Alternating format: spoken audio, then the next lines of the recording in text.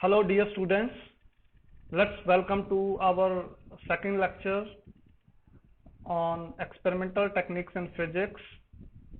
As I already said that this is the MSc Physics course, and today we are going to discuss about the transmission electron microscopy.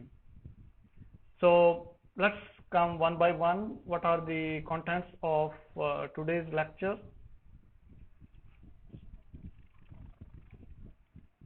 So the outline of the presentation are, first of all, we would like to start with the stuff we have. We are going to start with the highlights of lecture 1, then difference between the scanning electron microscope and transmission electron microscope, and thereafter we would like to talk about the experimental configuration of the instrument. After that, the transmission electron microscope image comparison.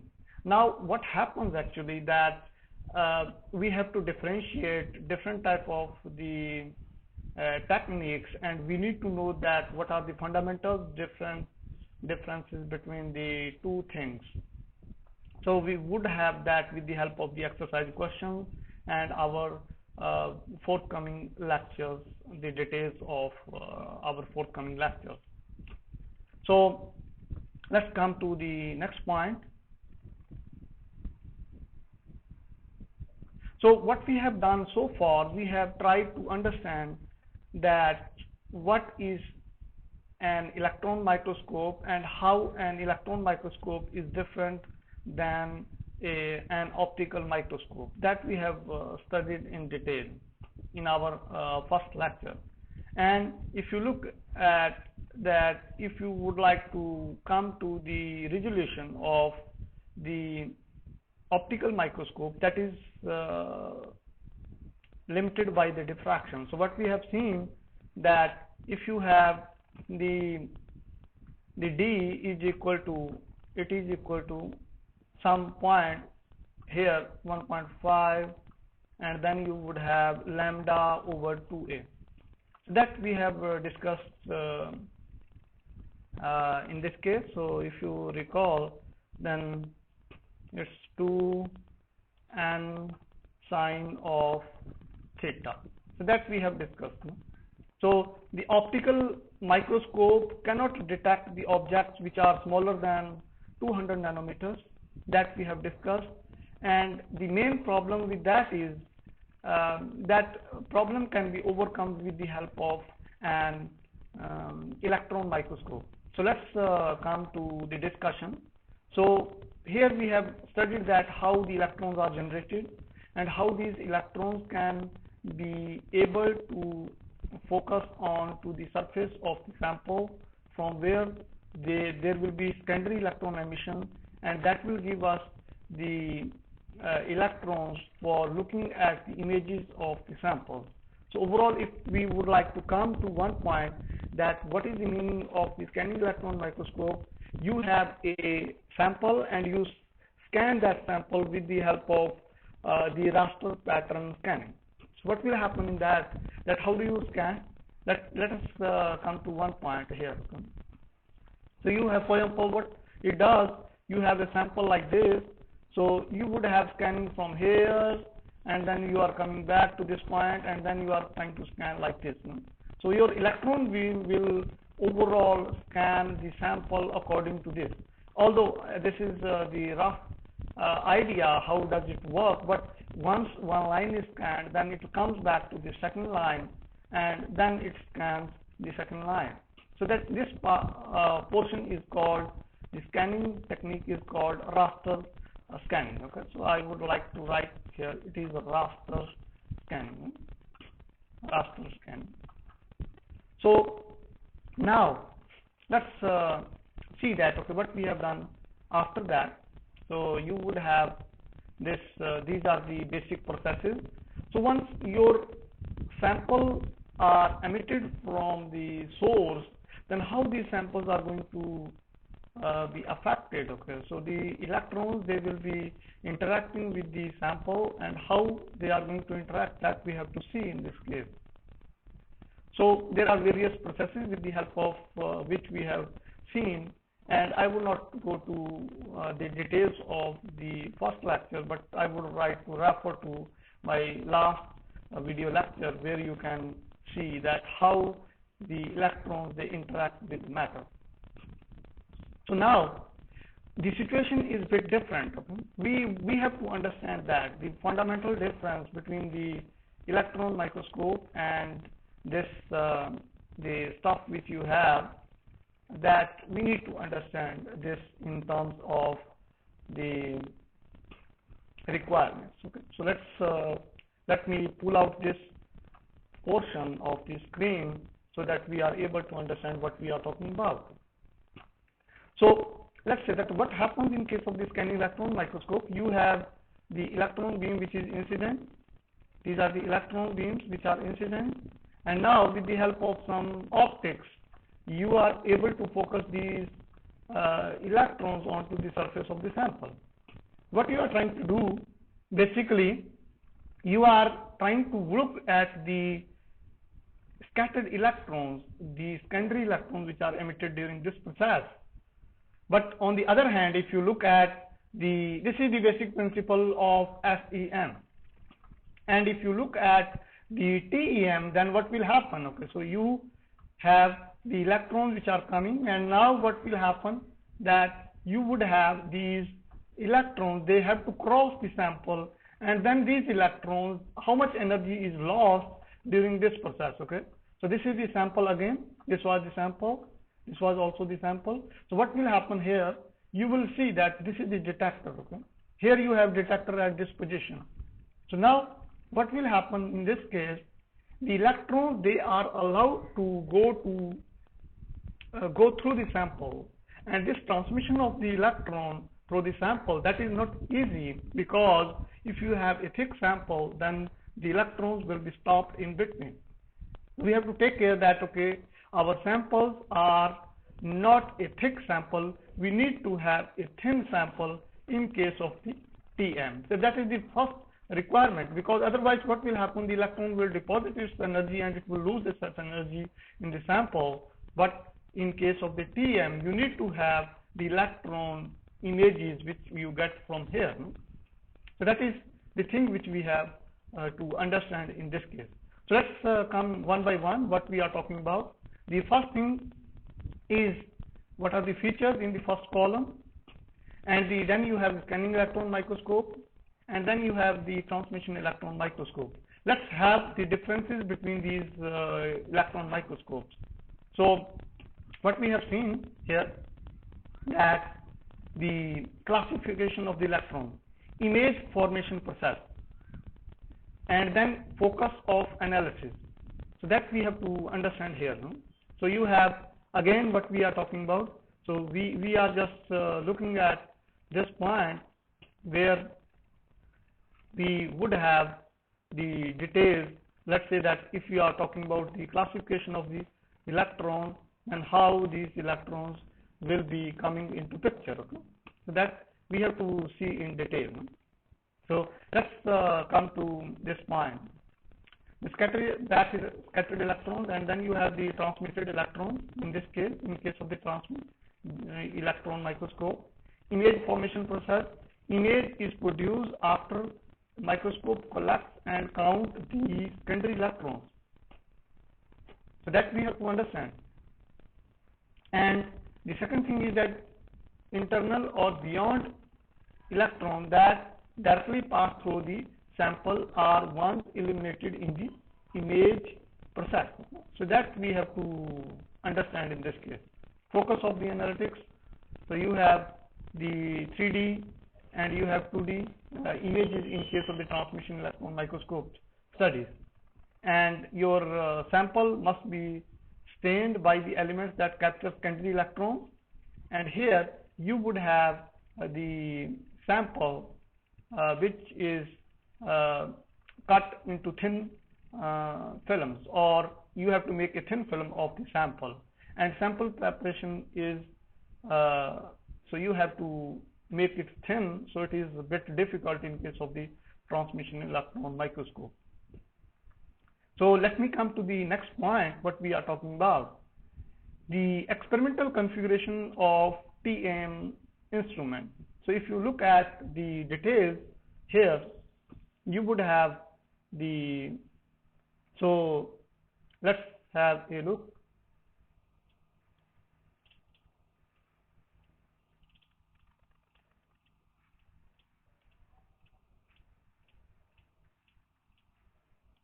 So here you have this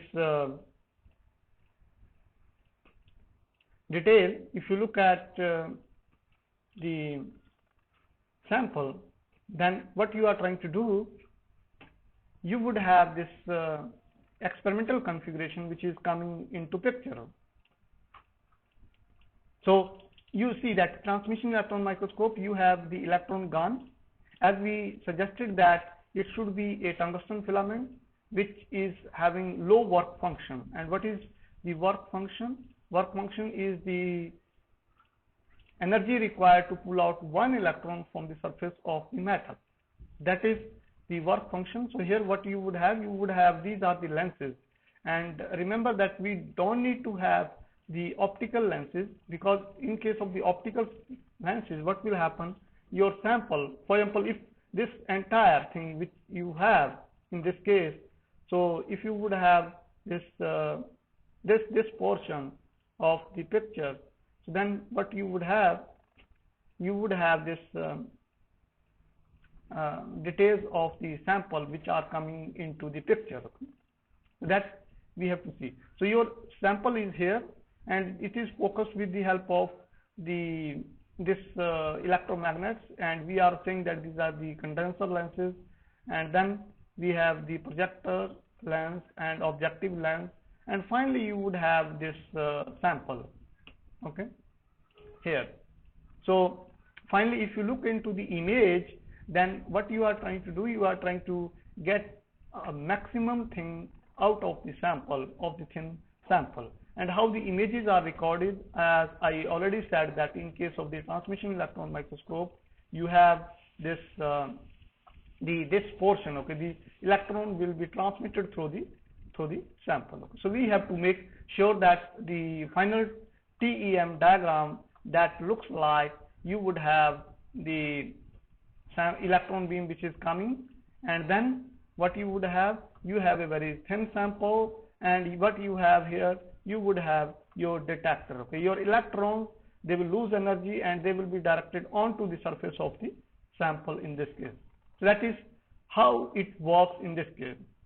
So let's come to the next point here. So let me pull out my PPT. With the help of this, what we are trying to do, we see that this image which is there, if you would like to discuss about this image, then it would be essential for us that how does this image, how we can understand this image. If you look at this figure, there are a lot of information in this figure, and I would not ask the students to focus on the other part of the figures, but it would be better that if we are only focusing on the transmission electron microscope, and the rest of the parts, like this part and this part and this part of the discussion, that would be highlighted in our discussion of the X-ray diffraction. So if you look at this, then this is the transmission electron microscope image of the zinc sulfide sample. Basically what happens, we would like to reduce the size of the particles, and once we reduce the size of the particles, then how that size would be affecting the properties of material, that we need to study. But at least first of all, we need to be quite sure that if the size has been reduced actually or not, and that can be done with the help of the X-ray diffraction study or the transmission electron microscope studies in this case. So that these are all the details in this case. If you look into this picture, which is the transmission electron microscope image, so you will see that this scale is 10 nanometer. So let me pull out one more thing that we would like to discuss in this case. So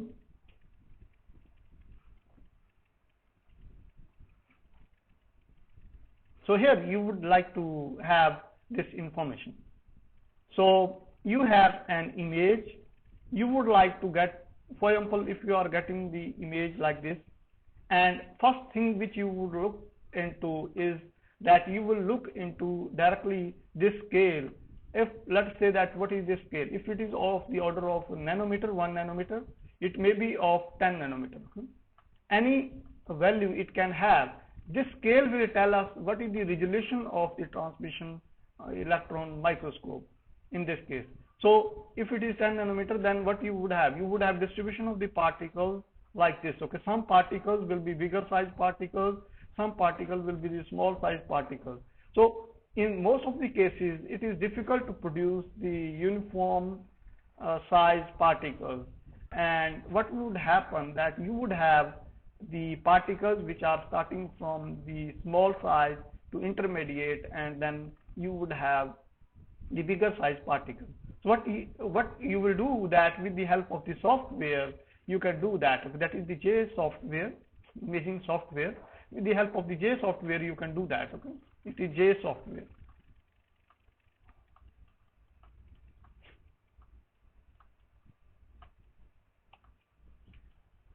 But here what we are trying to do, we are trying to understand that what is the average particle size in this case.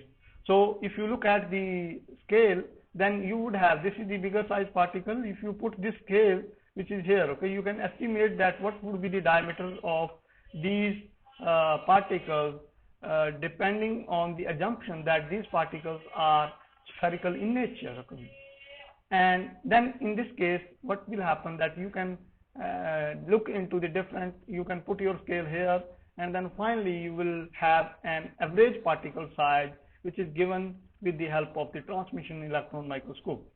And this average particle size, that will tell us that whether our particles are the small particles of the order of nanometers or not. So that can be done with the help of this scanning electron microscope imaging.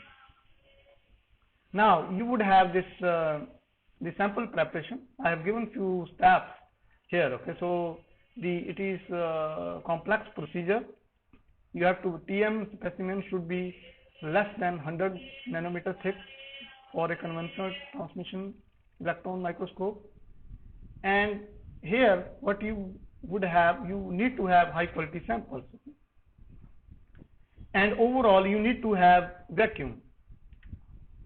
If I would like to come to that point, then entire structure, this structure, that should be okay. So if you look into this structure, this entire structure, this should be closed within the vacuum. Okay, so you need to have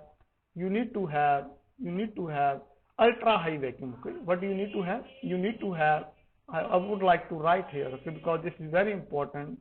Okay, so you need to have vacuum.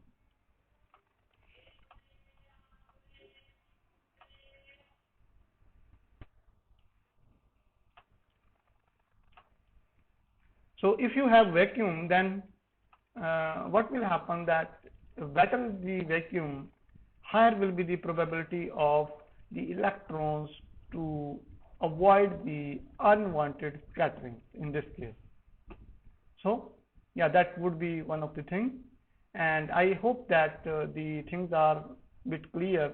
And with the help of an exercise, I can provide you an exercise with the help of you come to this one. I would like to say that try to measure with the help of manual. What you will do that, okay, this is the question which I would like to tell you, that here you would like to collect this image and put that image in JPG software, or simply any type of the software which is there, no? And after completing that, what you will do that you will try to understand that how does it work, no? Okay. And in this case you would have the details to understand that why your particle size is not uniform. So just a hint that if your particles are uniform in this case, so that you can get an idea, estimated idea of the particle size in this case. Okay, these are the books which we would have in this case. So you have, these are the books which we have referred, and these are advanced learning. I hope that this video would be understandable to the students, and it would be helpful for the students, those who have already had a look at the first lecture, that how a transmission electron microscope works and what are the essential differences between the transmission electron microscope and scanning electron microscope studies.